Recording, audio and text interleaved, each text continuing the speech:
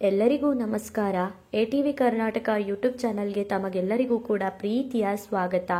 ಮಕರ ರಾಶಿಯ 2025ನೇ ವರ್ಷದ ಜೂನ್ ತಿಂಗಳ ಭವಿಷ್ಯ ಏನೇನಿದೆ, ಮಕರ ರಾಶಿಯವರಿಗೆ ಜೂನ್ ತಿಂಗಳಲ್ಲಿ ಯಾವೆಲ್ಲ ಶುಭ ಫಲಗಳು ಬರಲಿದೆ, ಯಾವೆಲ್ಲ ಅಶುಭ ಫಲಗಳು ಬರುತ್ತೆ, ಆ ಅಶುಭ ಫಲಗಳಿಗೆ ಪರಿಹಾರಗಳೇನು, ಮಕರ ರಾಶಿಯವರು ಜೂನ್ ತಿಂಗಳಲ್ಲಿ ಎಷ್ಟೆಲ್ಲ ಲಾಭ ಅನ್ನೋದನ್ನ ಪಡ್ಕೊಳ್ತಾರೆ. ಒಂದು 80% 80 to 85%, 80-85% ಮಕರ ರಾಶಿಯವರಿಗೆ ಜೂನ್ ತಿಂಗಳು ಅದ್ಭುತವಾಗಿರುತ್ತೆ. ಇನ್ನು ಮಿಕ್ಕ 25% ಅಷ್ಟೇ ಅಶುಭ ಫಲಗಳು ಬರುತ್ತೆ. ಹಾಗಾದ್ರೆ ಅದಕ್ಕೆ ಪರಿಹಾರಗಳೇನೇನು ಮಾಡ್ಕೋಬೇಕು, ಒಳ್ಳೇದೇನೇನು ನಡೆಯುತ್ತೆ ರಾಶಿಯವರಿಗೆ, ಎಲ್ಲದರ ಬಗ್ಗೆನೂ ನಾವು ಈಗ ಚರ್ಚಿಸೋಣ. ಮೊದಲಿಗೆ ಮಕರ ರಾಶಿಯವರ ಶುಭ ಫಲಗಳ ಬಗ್ಗೆ ಮಾತನಾಡೋಣ. ಅದಕ್ಕೂ ಮುನ್ನ ನೀವೇನಾದರೂ ಮಕರ ರಾಶಿಯವರಾಗಿದ್ದರೆ, ದೇವರು ಮತ್ತು ಶನಿದೇವನನ್ನು ನಂಬುವುದಾದರೆ ಈ ವಿಡಿಯೋಗೆ ಈಗಲೇ ಒಂದು ಲೈಕ್ ಕೊಡಿ. ಹಾಗೂ ತಪ್ಪದೇ ನಮ್ಮ ATV ಕರ್ನಾಟಕ ಯೂಟ್ಯೂಬ್ ಚಾನಲನ್ನು ಸಬ್ಸ್ಕ್ರೈಬ್ ಮಾಡ್ಕೊಳ್ಳಿ. ಮಕರ ರಾಶಿಯ ಎಲ್ಲರಿಗೂ ಕೂಡ ಈ ವಿಡಿಯೋನ ಶೇರ್ ಮಾಡಿ. ಮಕರ ರಾಶಿಯ ಶುಭ ಫಲಗಳ ಬಗ್ಗೆ ಮೊದಲಿಗೆ ನೋಡೋದಾದರೆ, ಮಕರ ರಾಶಿಯವರು ಸಾಡೆ ಸಾತಿಯಿಂದ ಮುಕ್ತಿಯನ್ನು ಹೊಂದಿದ್ದಾರೆ. ಶನಿದೇವರು ಮಕರ ರಾಶಿಯಲ್ಲಿ ಅದ್ಭುತವಾಗಿರೋದ್ರಿಂದ ಶನಿಯ ಯೋಗ ಅನ್ನೋದು, ಶನಿಯಿಂದ ಅನುಕೂಲ ಅನ್ನೋದು ಈ ಮಕರ ರಾಶಿಯವರಿಗೆ ಹೆಚ್ಚಾಗಿ ಸಿಗುತ್ತೆ. ಮಕರ ರಾಶಿಯವರಿಗೆ ಜೂನ್ ತಿಂಗಳಲ್ಲಿ ಶನಿಯ ಯೋಗ, ಶನಿ ಬಲ ಅನ್ನೋದು ಹೆಚ್ಚಾಗಿರೋದ್ರಿಂದ ನಿಮಗೆ ತೊಂದರೆಗಳು ಅನ್ನೋದು ಕಡಿಮೆನೇ ಇರುತ್ತೆ. ಸಣ್ಣ ಪುಟ್ಟ ಪ್ರಯಾಣದ ಯೋಗ ಕೂಡ ಈ ರಾಶಿಯವರಿಗಿರುತ್ತೆ. ನೀವೇನಾದರೂ ಇಲ್ಲೇ ಪ್ರಯಾಣ ಮಾಡಬೇಕು, ಟ್ರಾವೆಲ್ ಹೋಗಬೇಕು, ಟ್ರಿಪ್ ಮಾಡಬೇಕು ಅಂತ ಏನಾದರೂ ಯೋಚನೆ ಮಾಡ್ತಿದ್ರೆ ಖಂಡಿತವಾಗಿಯೂ ಮಾಡಬಹುದು. ಇದರಿಂದ ನಿಮ್ಮ ಮನೆಯಲ್ಲಿ ಸಂತೋಷ ಅನ್ನೋದು ನೆಲೆಸುತ್ತೆ. ಇನ್ನು ಈ ರಾಶಿಯವರು ಅಂದುಕೊಂಡಂತಹ ಕೆಲಸಗಳಲ್ಲಿ ಸಕ್ಸಸ್ ಅನ್ನೋದನ್ನ ಕಾಣ್ತಾರೆ. ಶನಿಯಿಂದ ಈ ರಾಶಿಯವರು ಏನೇ ಒಂದು ಅಂದ್ಕೊಂಡ್ರು ಕೂಡ ಆ ಕೆಲಸದಲ್ಲಿ ಸಕ್ಸಸ್ ಅನ್ನೋದನ್ನ ಶನಿ ಭಗವಂತ ಮಾಡ್ತಾರೆ. ಇವರು ಏನೇ ಒಂದು ಕೆಲಸನ ಶುರು ಮಾಡಲಿ ಅಥವಾ ಏನೇ ಒಂದು ವ್ಯವಹಾರನ ಮಾಡಲಿ, ಶನಿ ಭಗವಂತನೇ ಇವ್ರ ಜೊತೆ ಇರೋದ್ರಿಂದ ಖಂಡಿತವಾಗಿಯೂ ಕೂಡ ಅದರಲ್ಲಿ ಲಾಭ ಬರುತ್ತೆ. ಸಕ್ಸಸ್ ಕಾಣ್ತೀರಾ, ಎತ್ತರದ ಮಟ್ಟಕ್ಕೆ ಸಾಕ್ತೀರಾ. ಇನ್ನು 2.5 ವರ್ಷ ತುಂಬಾನೇ ಅನುಕೂಲಕರವಾಗಿರುತ್ತೆ. 2.5 ವರ್ಷ ಶನಿ ಭಗವಂತ ನಿಮ್ಮ ರಾಶಿಯಲ್ಲಿ ಅದ್ಭುತವಾಗಿರ್ತಾರೆ. ಹಾಗಾಗಿ ತುಂಬಾ ಲಾಭವಾಗುತ್ತೆ. ಅನುಕೂಲಕರವಾದಂತಹ ವಾತಾವರಣ ನಿಮ್ಮ ಜೀವನದಲ್ಲಿ ಸೃಷ್ಟಿಯಾಗುತ್ತೆ. ಇನ್ನು ಶುಕ್ರ ಕೂಡ ಸುಖದ ಸ್ಥಾನದಲ್ಲಿ ಇರೋದ್ರಿಂದ ಸುಖದ ಜೀವನ ಅನ್ನೋದು ನಿಮ್ಮದಾಗುತ್ತೆ. ಶನಿ ಬಲ ಕೂಡ ಇದೆ. ಈಗ ಶುಕ್ರ ಕೂಡ ಅನುಕೂಲಕರನಾಗಿರೋದ್ರಿಂದ, ಸುಖದ ಸ್ಥಾನದಲ್ಲಿರೋದ್ರಿಂದ ಸುಖದ ಸುಪ್ಪತ್ತಿಗೆಯಲ್ಲಿ ನೀವು ಮೆರಿತೀರಾ ಅಂತಾನೆ ಹೇಳ್ಬೋದು. ಕಷ್ಟ ಅನ್ನೋದು ಈ ತಿಂಗಳಲ್ಲಿ ಈ ರಾಶಿಯವರಿಗೆ ಕಡಿಮೆನೇ ಇರುತ್ತೆ. ಇನ್ನು ಮನೆ ಕಟ್ಟಬೇಕು, ಮನೆ ತಗೋಬೇಕು ಅಂತ ಏನಾದರೂ ಯೋಚನೆ ಮಾಡ್ತಿದ್ರೆ ಇದು ಪರ್ಫೆಕ್ಟ್ ಟೈಮ್ ಅಂತಾನೆ ಹೇಳ್ತೀನಿ. ನೀವೇನಾದರೂ ಮನೆ ಕಟ್ಟಬೇಕು ಅಥವಾ ಅರ್ಧಂಬರ್ಧ ಮನೆ ಏನಾದರೂ ಕಟ್ಟಿ ನಿಲ್ಲಿಸ್ಬಿಟ್ಟಿದ್ದೀರಾ ಹಣ ಇಲ್ಲದೆ ಅಂತ ಏನಾದರೂ ಇದ್ರೆ ಈ ಸಮಯದಲ್ಲಿ ನೀವು ಕೈ ಹಾಕಿ, ಖಂಡಿತವಾಗಿಯೂ ಕೂಡ ಹಣ ಬಂದು ನಿಮ್ಮ ಕೈ ಸೇರುತ್ತೆ. ತುಂಬ ವರ್ಷಗಳಿಂದ ಸೈಟ್ ತಗೋಬೇಕು ಅಂತ ಯೋಚನೆ ಮಾಡ್ತಿರ್ತೀರ, ತಗೊಳೋಕಾಗ್ತಿರಲ್ಲ. ಈ ಸಮಯದಲ್ಲಿ ನೀವು ಸೈಟ್ ಕೂಡ ಕೊಳ್ಳುವಂತಹ ಯೋಗ ಇರೋದ್ರಿಂದ ನಿಮಗೆ ಈ ತಿಂಗಳಲ್ಲಿ ಒಳ್ಳೆಯದೇ ಆಗುತ್ತೆ.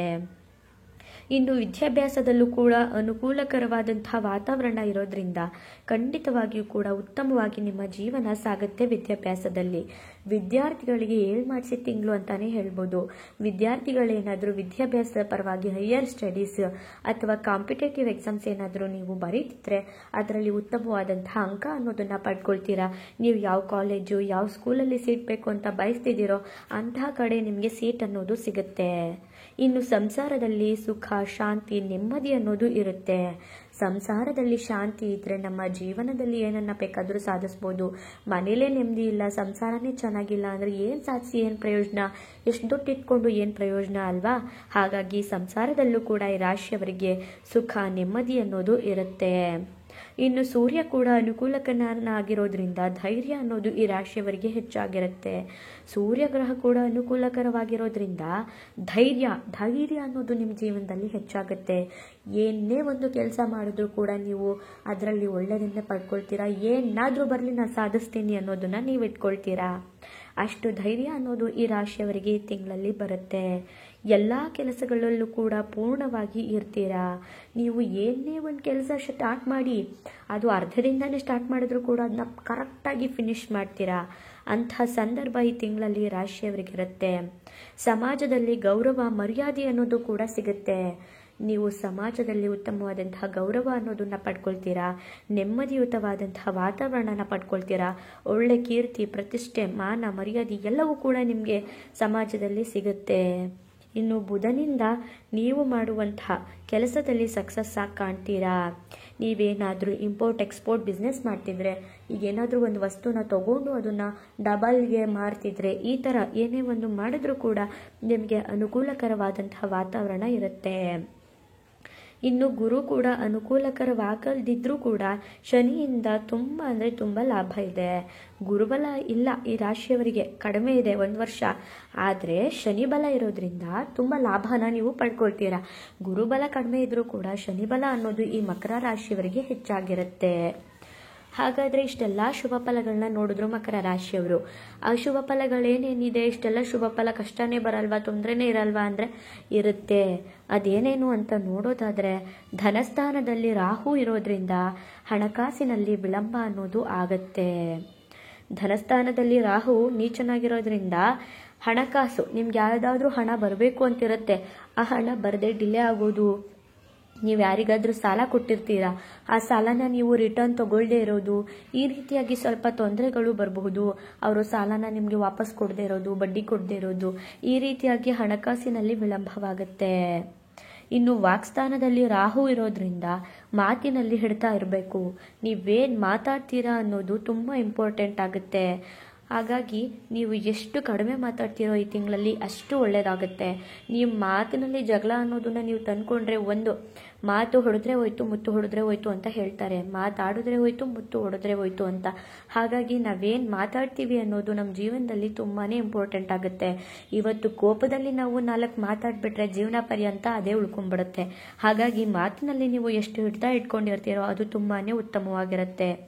ಅನವಶ್ಯಕವಾಗಿ ಜಗಳ ಬರಬಹುದು, ಎಚ್ಚರಿಕೆಯಿಂದ ಇರಬೇಕಾಗುತ್ತೆ.